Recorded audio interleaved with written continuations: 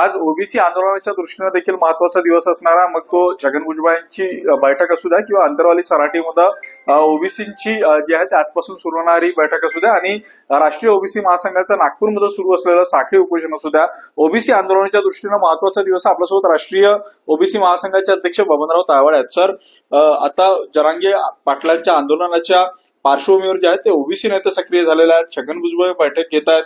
अंतरवाली सराटीमध्ये आंदोलन होते आणि तुमच्या आंदोलनाचा आज तिसरा दिवस आहे. काय वाटतं तुम्हाला, आता ओबीसी देखील या सगळ्या आंदोलनाच्या बाबतीत जनजागृत झालेला आहे? नक्कीच मी आपल्याला 2-3 दिवस आधीच म्हटलं होतं की आम्ही आंदोलनकर्त्याची मुंबईकडे कूच व्हायच्या पूर्वी नक्कीच ते करेल की नाही करणार याबद्दल ओबीसी सभा साशंक होता. आणि यापूर्वीचा अनुभव लक्षात घेता 2-3दा त्यांनी त्यांचं आंदोलन एकदा स्थगित केलं होतं किंवा पुढे ढकललेलं होतं.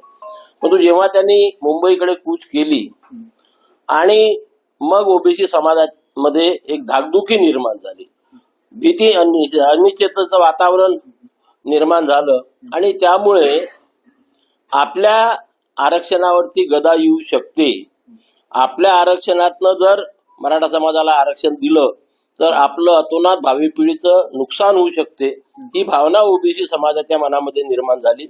आणि म्हणून त्या दिवशीपासून याच्यावरती वेगवेगळ्या ठिकाणी विचारमंथन सुरू झालं. सर्वात आधी आम्ही आपल्याला सांगितलं होतं की नागपूर या केंद्रस्थानी आम्ही या आंदोलनाची सुरुवात साखळी उपोषणाच्या माध्यमातून करतो आहे. ती आम्ही केली आणि त्या लक्षात घेता कालपासनं कल्याण इथे सुरू झालेलं आहे, अंतरवाली सराटीमध्ये आज सुरू होत आहे, लातूरमध्ये कालपासनं सुरू आहे आणि आता दररोज ही संख्या वाढणार आहे.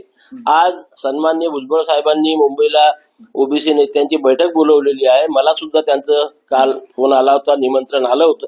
पण मी त्यांना आदरपूर्वक सांगितलं की सर, नागपूरला आमचं आंदोलन सुरू असल्यामुळे मी येऊ शकत नाही, नागपूर सोडू शकत नाही, पण आपण जो काही निर्णय घ्याल त्यासोबत मी आहे आणि आपण सर्व मिळून आलेल्या परिस्थितीचा सामना करू आणि आपल्या आरक्षणाला धक्का लावू देऊ नये. सर, आता जरांगे पाटलांचं आंदोलन जे आहे ते सुरूच आहे. त्यांनी आजपासून आता पाणी पण ग्रहण करण्याला नकार दिलेला आहे. कुठेतरी दबाव वाढत चाललेला आहे असं वाटतं तुम्हाला? मुळीच वाटत नाही. उलट आंदोलनाची धार जी होती ती कुठेतरी कमी होत आहे असं मला वाटतंय. कारण हे बघा, मी त्यांच्याच वक्तव्यावरून म्हणतोय, परवा म्हणजे सुरुवात जी केली ती महाराष्ट्रातील संपूर्ण मराठा समाजाला कुणबी जातीची प्रमाणपत्र देण्यात यावे आणि ओबीसीतून आरक्षण देण्यात यावं. परवा त्यांनी असं म्हटलं का हे जर शक्य नसेल तर फक्त मराठवाड्यातल्या मराठा जातीच्या लोकांना कुणबी समाजाची प्रमाणपत्र द्यावे.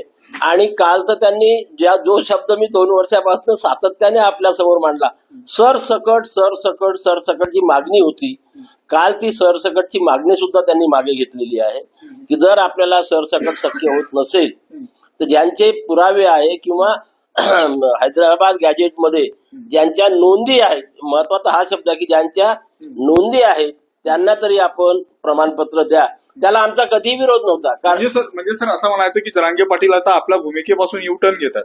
नक्की हेच म्हणता येईल. आम्ही काहीच बोललो नाही. आमची पहिल्या दिवशीपासून जी मागणी आहे त्या मागणीवरती आम्ही बिलकुल ठाम आहोत. त्याच्यामध्ये किंचितही बदल आम्ही केलेला नाही. पण आंदोलनकर्त्यांची भूमिका जी दिवसेंदिवस मावळ होते आहे त्याच्यामुळे आता पुन्हा उद्या काय भूमिका त्यांची होते याकडे आम्ही सुद्धा लक्ष ठेवून आहोत आणि कुठल्याही परिस्थितीत आम्ही ओबीसीच्या आरक्षणाला धक्का लागू देणार नाही. बबनराव तायवाडे यांनी गंभीर आरोप केलेला, कारण जरांगे पाटील आपल्या भूमिकेपासून आता युटर्न घेत आहेत. सुरुवातीला त्यांनी केलेली सरसकटची मागणी आता मात्र ज्यांचे पुरावे असतील त्यांना फक्त ओबीसी मध्ये घ्या असं म्हणतात. त्यामुळं आता जरांगे पाटील यांच्या आंदोलनावर जे आहे ते राष्ट्रीय ओबीसी महासंघाकडून प्रश्नचिन्ह निर्माण करण्यात आलेलं आहे.